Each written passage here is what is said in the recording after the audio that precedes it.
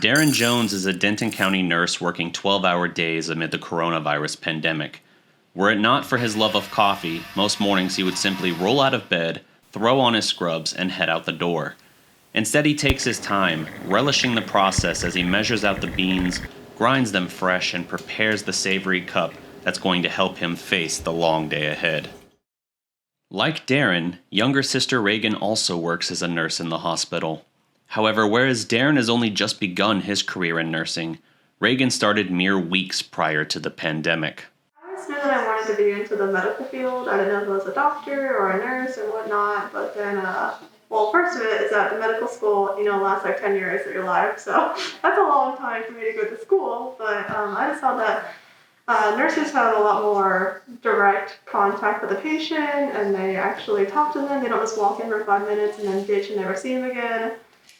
Nurses are much more impactful with the patients, and you really help them. And my mom, going through breast cancer, she always talked about the nurses that she had and how nice they were in her. So I just wanted to have that effect on people in my life. After each shift, Reagan changes into some fresh clothes laid out ahead of time in the garage. She then sprays and disinfects her shoes and ID badge before heading inside and showering. While Darren and Reagan may work on separate floors, they share a passion for helping others and a desire to make a positive impact in the world. I think, as a kid, I always wanted to do, something medical. Everyone wanted to be a doctor, but I kind of just continued to enjoy science, and kind of pursued it and ended up in nursing. In asking what it was like to work with his sister, Darren said it's been a positive experience. We'll kind of be interacting as patients transfer between floors, but we can, if we ever have same lunches, we can just meet up, and it's nice to be able to relate with someone else. I asked him if he wanted to get lunch with me. He said no.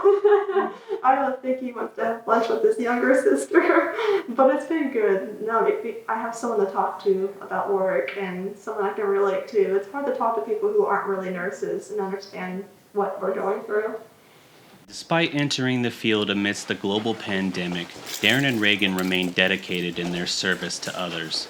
That they were fortunate enough to get to work together is just a perk that can help them through the toughest of times.